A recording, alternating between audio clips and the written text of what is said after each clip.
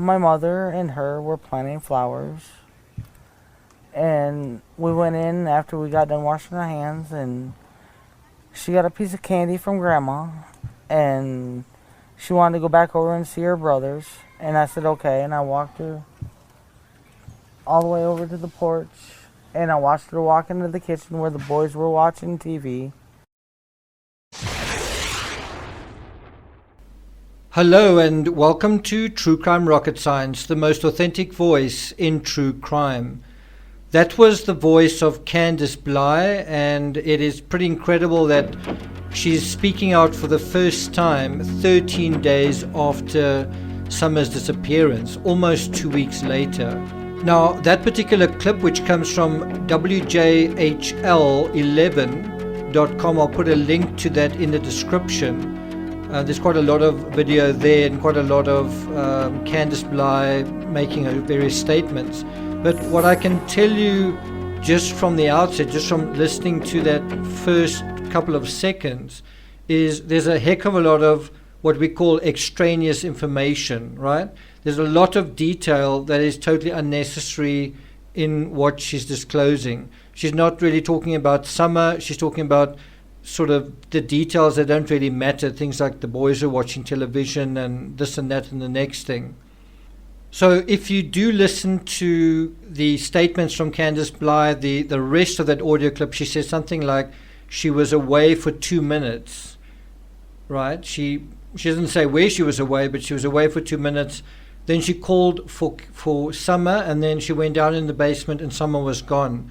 So what she's trying to suggest is that someone slipped in and snatched Summer in about a 2-minute window when everyone was in the house, meaning her boys and herself, and presumably her mother as well.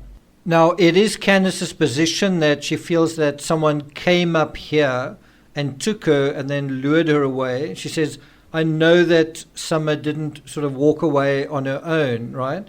And I think what is a little bit strange with that, now on the one hand you've got the extraneous information, and on the other hand you suddenly have this absolute certainty.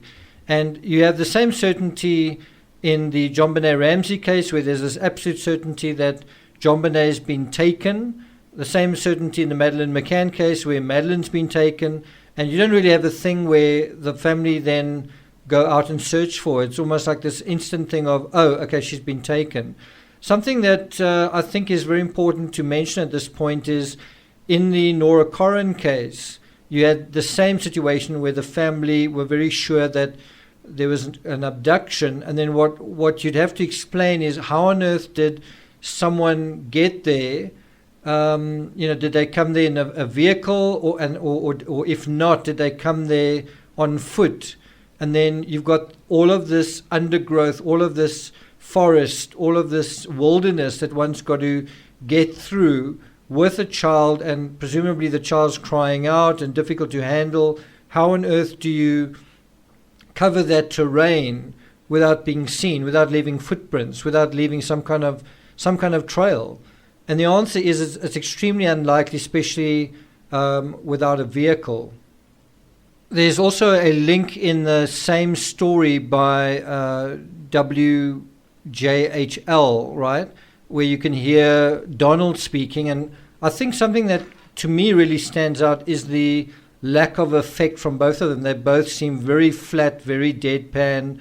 There doesn't seem to be any urgency. They seem very resigned to what is going on.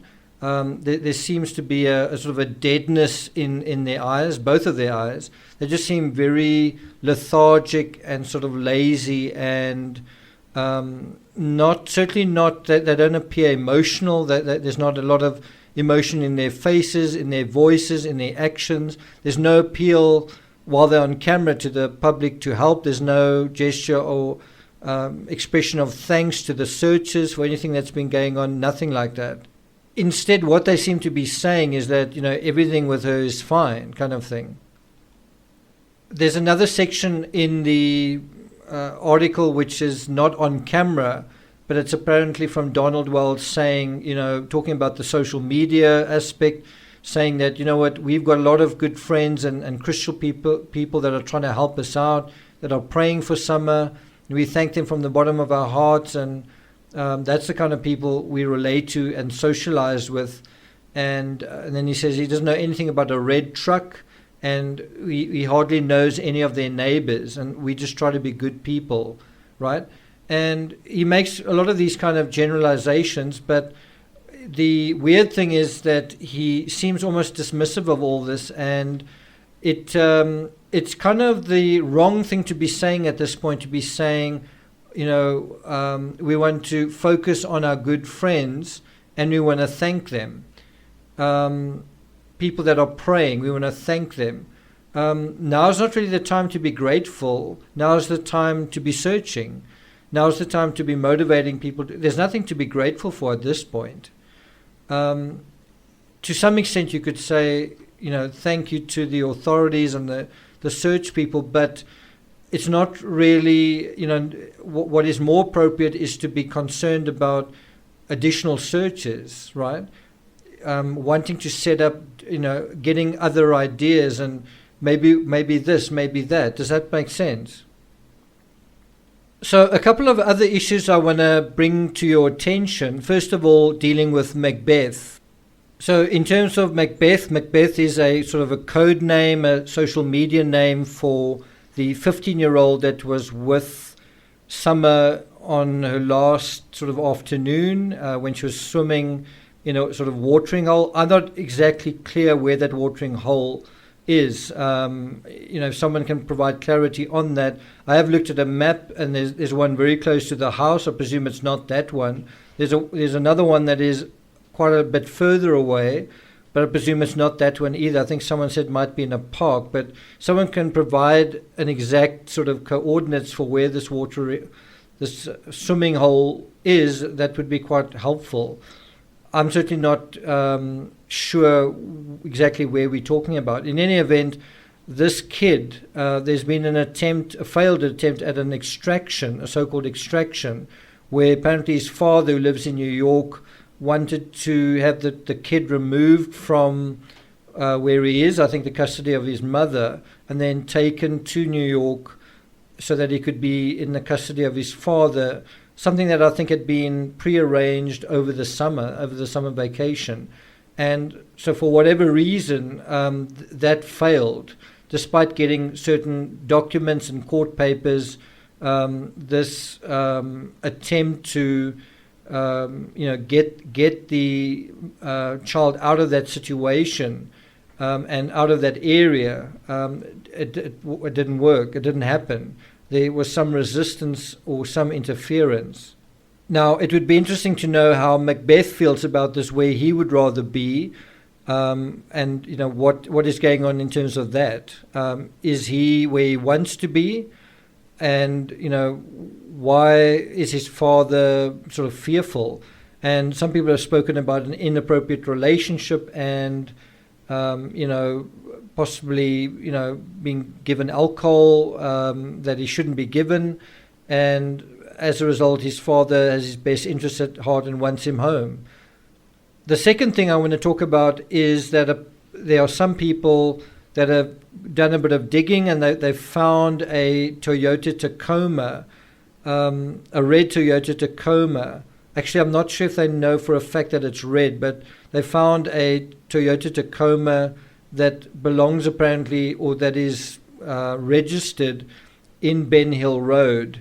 And so it's looking like it may belong to a neighbor of the Wells family. And so it seems as though the Wells family are saying, we don't know anything about a red vehicle, but there's certainly some reason to suspect that maybe they should know, because it's possible that a neighbor has this vehicle. But now there's a strange situation where apparently this vehicle and the person who owns it has disappeared. So one wonders, what's that all about? Then just in terms of the search, it was announced over the weekend that the search is being scaled back. I think the 2-week mark was essentially a important milestone in the search for Summer Wells. There have been over 13,800 search hours that have gone on since the 15th of June and have turned up empty-handed, right? And so the pendulum now starts to swing in the favor of the perpetrator. And also remember, if Summer isn't alive, each day that's passing now, evidence and other traces are starting to degrade further and further. What I found quite incredible when you look at some of the stats, so far, despite an intensive search, only 4.6 miles have been searched. And that's square miles, by the way. It's still not a lot of terrain. And we're going to deal with the geography in more detail in a moment.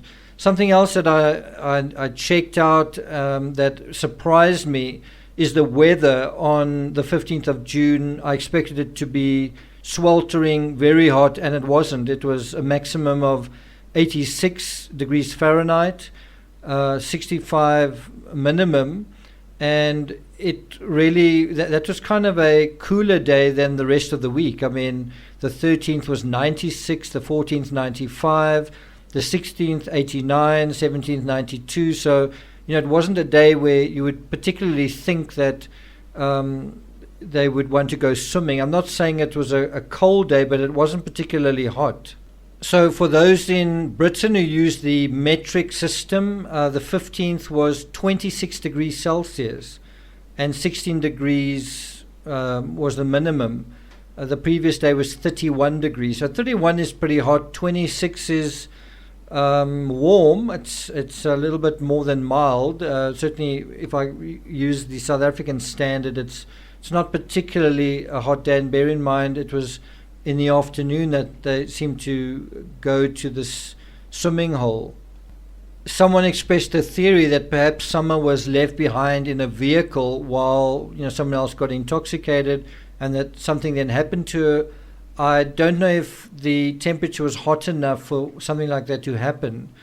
Okay, so another thing that was raised while I was doing the live on Sunday, and thanks to everyone who showed up for that, is the geography of Tennessee, or perhaps more appropriately, the topography, right? And so I went and had a look at that on just Wikipedia, and I was quite astonished to find a very an area that is absolutely filled with limestone, porous limestone bedrock under the Nashville Basin, and a lot of this is very close to the surface. And so apparently a lot of the Tennessee area is sort of filled with caves, sinkholes, depressions, underground streams. The area in East Tennessee is considered one of the most seismically active zones in the southeastern United States, and there's often a lot of low magnitude earthquakes in the area. So I also looked into Rogersville. It's a town in the seat of Hawkins County. It was settled in 1775 by the grandparents of Davy Crockett, who's a central player to some extent in the history of the United States. Certainly even here in South Africa, we kind of grew up on stories of Davy Crockett. So, a very historic figure. And it's really interesting looking at the history of Rogersville as sort of part of the history of America, as part of the foundational history of America. And unfortunately, some of what has happened in that part of the world, a lot of people, I think it's something like 15 to 20% of people are now living under the poverty line in some of the areas sort of close to Rogersville. It also seems to be a very spiritual part of the country, with people just being very, God-fearing. There are a number of denominations, including Assemblies of the Lord Jesus Christ, Baptists, the Church of God in Christ, Episcopals, Jehovah's Witnesses, Presbyterians, Roman Catholics, Seventh-day Adventists, and Methodists and so on. And one gets the sense that it's not a very secular area. One thing I did wonder was whether the story around Davy Crockett is not something that has sort of caught on in the sort of local folklore. If you've grown up in this area where Davy Crockett once lived and roamed, and then you find out that Davy Crockett's remains there's no sort of grave for Davy Crockett. He came to a very unfortunate end, and at the famous battle, the Alamo, and but if you're actually looking for his grave, you're not going to find it. And one wonders whether that has entered the local psychology. So if you're interested in the terrain, you might want to watch the 2010 American film. It's a coming-of-age mystery drama called Winter's Bone. And I think it plays out in that area, and it talks about the caves that have never been mapped out. And I think it deals with Jesse James and other bank robbers using the caves in the area as hideouts. And so I think that, and the fact that the aunt of Summer Wells was never found is certainly gearing to make this look like quite a challenging case. It's going to be quite a difficult case to solve based on what we already know, just the difficulty in terms of the landscape. So I'm not going to take it further than that. I will be keeping you up to date on further developments. So if you haven't already subscribed to the channel, please do.